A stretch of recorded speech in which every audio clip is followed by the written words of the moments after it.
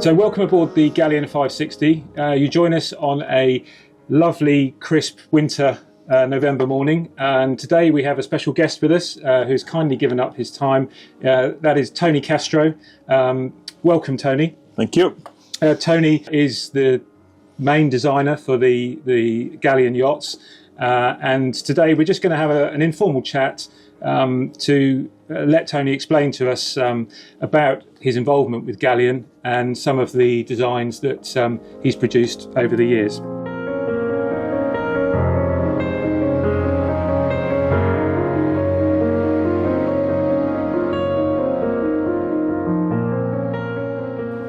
Before we begin, Tony, it would be great if you could just give us a little overview, perhaps, of how you've arrived at this point. We know you've with Galeon, sure. But also your own sort of experience. I know you've been in the business for probably over 40 years, I think, from what I've read. 47. Oh gosh. Okay. Well, yes. So we would just, it'd be great to hear about how you sort of started off in life and how you've ended up here today. That would be great. Yeah. Okay, so it was in a beautiful day like today. Yeah, I remember it very well.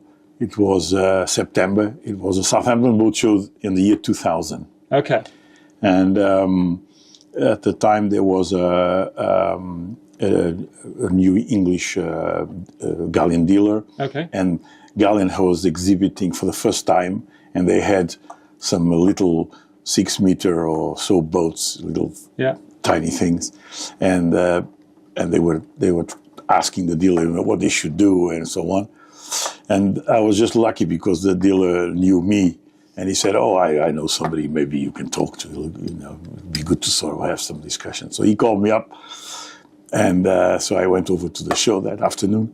We met to meet the two of them, father and son, and we started this discussion. And I'm still doing it, wow. 24 years later. Wow! So it's been quite a really interesting journey. Yeah. I think mostly because we started from nothing. For sure. So it's very rewarding to get involved in all of that. Yeah. Not just the pure design, but also to try to guide people in choosing the right way forward, especially those who might not know enough about it. Yeah. Obviously, with passage of time, they also learn a lot about how to build a boat and how to, the market and everything. Yeah. So it's been a long time. I mean, it's been, quite a sort of a nice relationship. Yeah. They are generally very nice people. Yeah. They've got a very sound kind of workforce. Yeah. Which they had already had almost another 15, if not more, years of experience, because originally the guy who started the company was in a merchant navy. Okay. Right, and because of that, he's a seaman. He's a serious ocean person, so he knows what the sea is like. Yeah. And I always remember the early conversations.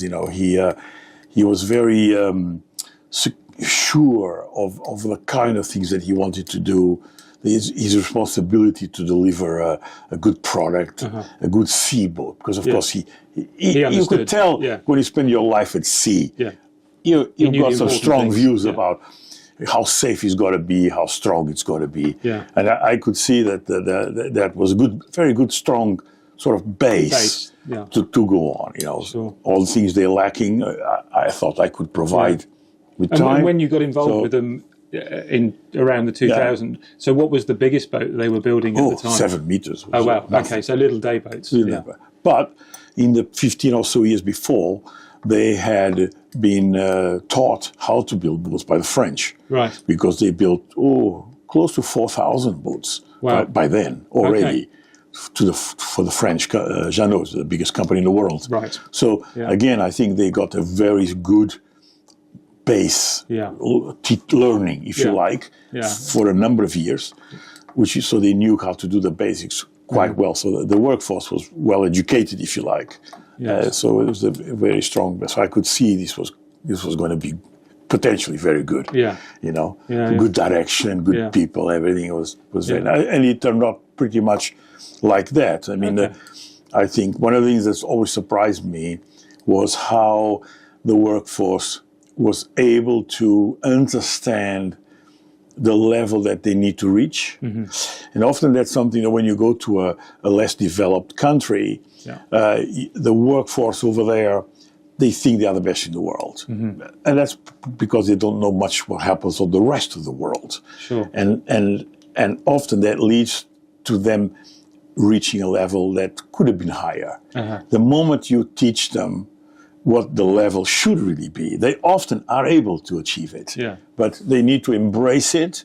And change is very difficult to do in any company. Sure. So, but they did, and that's one thing that surprised me is how quickly they managed to get what we call the fit and finish of the boats to a level a few number of years much earlier than I imagined. And that has helped them, of course, because the product comes out quite good, good quality, good value for money, and that really, of course, it helped them, despite not being Italian. Which they seem to get away with all the time. So that was very, it's very good. And so nowadays I'm obviously more focused on the design side. And another interesting thing I think that sort of characterizes Galeon is I don't ever remember them saying no to me. They're always open to the innovation. Every time we come up with any mad idea, they never said no. Never. And the other thing, the second thing, which is really, really significant, is, and I know this by comparison to all the other builders that I work with, is that when they set off to do a boat, they very, very rarely talk about the cost to build that boat. Very rarely. I have many other clients where the purchasing manager sits in the meetings from day one telling me what I cannot do because they are working backwards from a figure. I never seen Galeon do that. They've always set out to do, we want the best 56-footer, we want the best this, we want the best that. And that's been very, very characteristic of their attitude, which is the reason why today we got where we got to, because so fast, otherwise, they wouldn't be receptive to the ideas. Neither were they able to execute them, because it's not just the design that matters; it's then the execution of the design. And often when you go into real production and you start looking at where things have to join, there's a new series of issues and problems which belong to the production people, but they still need to be able to handle it and do it with a positive attitude. This is what we got from Tony. Now we're going to try to make it work. And often they might even improve it sometimes. So, and it works very well. do they get involved? So do you do the sort of the basic design and then work with them with their internal people, or are you actually involved in the whole process? Over the years, I think I tend to deal mostly with Jacek, which is the son of the original owner. And we obviously start off with the sketches and the ideas. I mean, we even these days everything starts with a pencil. With a pencil, Get some sketches. Well, it's good to know, I think. And then it sort of goes forward. Of course, nowadays, because the company is much bigger and they got various models, there is quite a lot of thinking about where you slot a new model, and then does it need to be 2 feet smaller or 2 feet bigger? What characteristics it should have. So there's much more of a kind of a chat about market research. Where that's going to fit in. What's going to fit, what other people are doing, all our competitors, of course, are doing, and that just sort of evolves, and then the quality, let's say, of the images or the work that we deliver sort of improves as the time goes on. So as the time goes on, the drawings look more finished, and then it's a kind of a well, it actually happens quite often. But then we might go away for 4 days or 5 days or whatever, and then deliver something. This is where we got to, and then from sort of point of conception, where the factory say, we'd like you to look at designing something, let's say a 48-foot boat. Yeah. They've just launched the new 480 Fly. Yeah. How long ago did you have to start thinking about that boat from at the point of conception to where it's actually reality?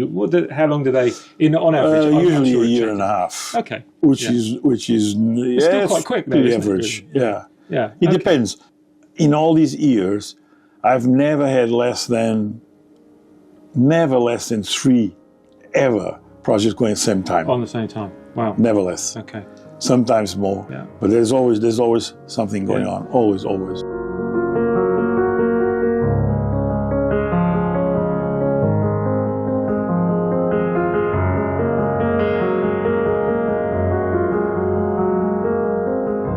I mean, something just moving on a little bit from that is that one of the signature features on the Galeon yachts is the balconies or the beach mode, as the factory call it. Yeah. I mean, from what I can see, that looked like your idea. I've had inspired you to come up with that idea? Because I mean, it's what Galeon. To be fair, I would say in our involvement in the last couple of years, everybody talks about it. And I know that's because it's such a massive, significant thing. Yeah. I think the first one came out in 2010, right? With one of my favorite Galeons, which is a 500. Yes.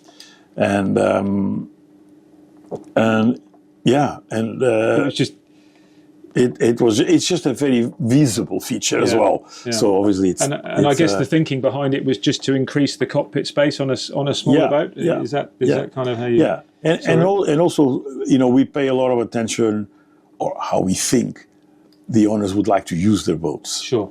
Because over this time, over 25 years, people use the boats very differently. Yeah. Right. And in the old days, or even before Galeon, people, they did long voyages. They actually traveled on their boats a lot. Yeah. Nowadays, there's people who use the boats just to be in this environment. Yeah, it's a very social atmosphere, isn't it? And to enjoy the location and to enjoy this kind of lifestyle that a boat affords you. Yeah. So then suddenly some things become more important, and perhaps other things become a little bit less important. Yeah, sure. But as that changes, we try to think. We try to think. Well, what can we come up with that would make the experience more enjoyable? Yeah. So we look at different areas of the boat. So what shall we? Are we ready for? Like a few years ago, we started making much more use of the foredeck, for example. Yeah. So, he started off by having a more complex layout in the front. Yeah. Then he moved on to the movable seats in the front. Yeah. And then eventually he said, wouldn't it be nice if you could just walk straight through? Straight through. So we created this massive window on the windscreen. On the 640, in order to go to the foredeck. Yes. So obviously when Jacek first saw that, actually I do remember, because at that time he didn't say yes or no. I think he just kind of did not know what to say. What to say, yeah. And because it sounded like one of those, no, we can never manage that, you know. Yeah. But characteristically, we just went on and sort of made it happen. It was not easy at all, because it was obviously being in the front. It was quite difficult to make it watertight and all the rest of it, and also because it's got a lower part and a top part. Yeah. Oh God, it is very complex. Well, I can tell you from our own experience that single design feature had sold. We had a 640 in stock this year, and the couple that have bought that boat, one of their main decisions, along with the balconies, was that they could walk through the foredeck of onto the foredeck without having to go outside. That's right, and they love it. Yeah. Because it was a good idea. If you look at it, if you think about how people would use the boat during the day, it makes so much sense. Yeah.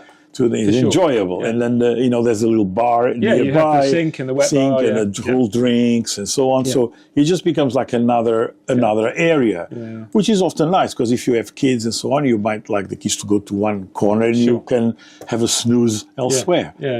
So it's nice to have these different areas as we have now. Up there, fly. Then front is getting more and more sophisticated all the time. Yeah. then on the back. Yes, and a lot of the models have the Yeah. carousel, which again our customers seem to love. Yeah. And to be able to rotate the And look the aft. seating. How Yeah. often Yeah. have we thought about Exactly. why on earth are we always looking at the patio door? Yeah, yeah. When the why- view is that way. when the view is often that Yeah, way, yeah. isn't it? Yeah. So Yeah. Yeah, So well, particularly that's, the 510 that Yeah. we've recently sold. Yeah. Again, the customers absolutely love that Yeah, idea, yeah. And also being able to put the little fridges underneath the seats we've done, Yeah. And also combining that with the tender garage, which Yes. is a perfect solution to make the best use of that of that space. So, yeah, indeed. yeah, that's good. Yeah.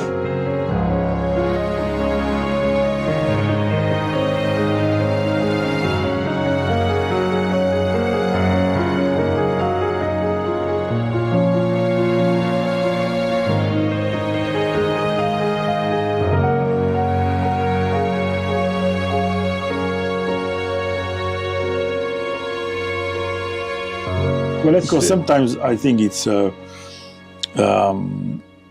something that can come from the dealers, which is the important role that the dealers can play or should play. Yeah. I'm a great one for that. And the reason why is because when I first started designing production boats, I think the first one I did for the French was 1978. Right. The first thing I noticed is that they were like a very happy family. Uh-huh. And they paid enormous attention to the dealer network. Right. And in fact, in those days, it was well known that they had this phenomenal evening, always at Paris Boat Show. Yeah. So, for example, one time they chartered the train, that high-speed train that goes from Paris to Dijon. Yeah. And we all went for dinner, Dijon an hour later on this high-speed train. Uh-huh. Or they so it was a cool, fun evening, yeah. But there was a very serious side to this, and that was to capture the feeling And the emotions of the dealers, mood and the opinions of the dealers, which I personally learned then how useful it was, because they also bring quite a lot of feelings from their own customers and what the customers are asking. We might talk to them during boat shows. Yeah. But you guys talk to them all the time, every day of the year. Yeah. So I think to capture that data, sounds a bit sort of high techy, but data is everything. I think right? Without data, what shall we design tomorrow? Yeah. I mean, if we want to limit our risks, it's best to do it with data. Talk to the customer, give him what he wants. Well, that was going to be one of my next questions. Is how do you see the future of design? On a number of fronts, actually. There's, for instance, a lot of manufacturers seem to be using or designing, I'd call it like an explorer-style yacht. Yes. Is that something that you would see potentially in the future, or is that not really the Galeon sort of trajectory at the moment? Yeah. Oh, I think that obviously, as the market grows, what the users want also changes, because it increases in diversity. Yeah. Because you get that many more people around the world all wanting to join our club, right? So they come with different needs, different lifestyles even, and so on. So people try to react, and also to sort of excite a bit the market, something new, as Galeon has done with the GTO, for example, when we saw this opportunity growing in America, in particular, where those kind of boats were obviously very dated, and they needed something sort of fresh. Yeah. And the same, I think, goes for the Explorer. So the GTO, sorry, just to go back on that, the GTO range has proved to be hugely popular in the States. Outboard boats seem to be, and you've managed to incorporate the balconies as well. It coincided with a vastly improved outboard technology. Yes. The two things the two things got married together almost accidentally. Yeah. At the same time, right? So the outboard suddenly became okay. Yeah, it's okay. Yeah, it's not seen as a disadvantage. It's not seen as a disadvantage. Exactly. Yeah. So that helped enormously. And obviously Did it provide lots of challenges in the design of an outboard boat? Is No, it not very really. different? Not really. If anything, it's simpler. Yeah. It's simpler, and Yeah. obviously it's also a little bit simpler for the builder Sure. because obviously Everything's it's bolted on. and the machinery space becomes much simpler to do. So also equipment, you see. So equipment is also very relevant. You know how the whole equipment changes, the technology of the various parts. It's all. It helps you in the design process. It's all changing, and also often what they create allows us to then style it different. So you have the helm stations that now look, a little bit like Star Wars. Yeah. But because they evolve, that allows the design also to evolve because we can do different things with that equipment. And that's why you were saying to us that going to the trade show at Metz is still very important for you. Because to you can just see, go and take a look at the new, and you can see what's coming. Yeah. I mean, before a boat used to last good 10 years. Yeah. You know, now the pressure is on after 5 or 6 years. The pressure is on to come up with the next new thing. So that makes life very difficult for the builder. I mean, very, very difficult. And do you see, going on from that, do you see sustainable fuels or the production process also being slightly more sustainable? Do you think that will feature heavily? Yes, it does. In the next few years? Absolutely. But again, a lot depends on what that industry will do. You know, Galeon is not going to go and invent synthetic fuel. No. You know, we don't has to come from have time for that, right? Yeah. So that has to come from an external source. Sure. But it's happening. Yeah. I mean, there's already some fuels that you can use on normal engines. Mm-hmm. The problem, of course, is infrastructure. If you made a boat only for that, then you couldn't travel freely. Yeah. Because you don't know whether you're going to have the supply at the other end elsewhere. Yeah, sure. So that's something that I personally find a little bit frustrating. That there is an awful lot of talk about what I call the unobtainable. Mm-hmm. We seem to be spending a lot of time discussing the unobtainable, right, or what might be obtained in 10 years or whatever. And I think there's not enough emphasis on what can we do now. What can we do today?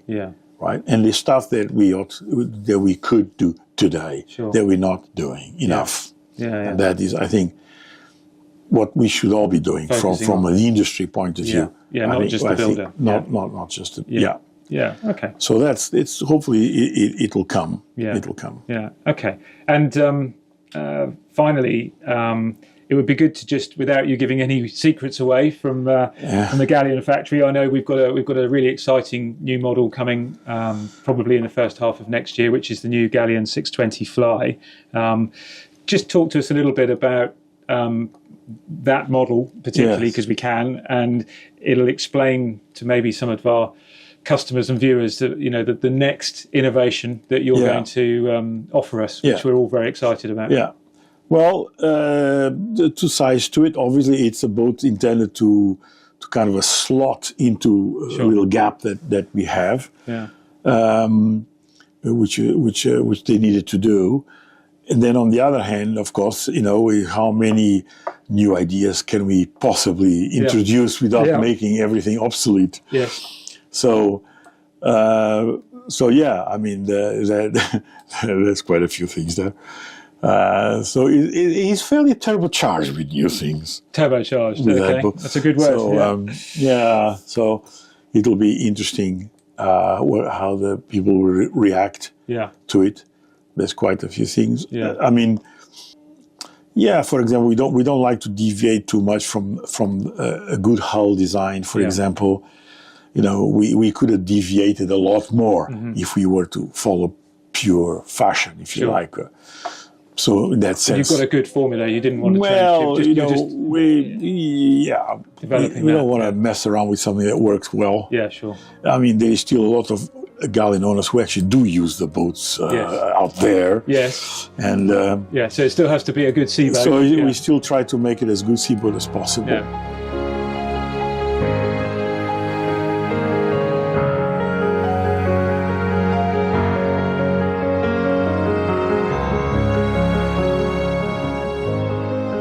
Well, we're looking forward to seeing it, and hopefully there'll be some pictures available soon. Yes.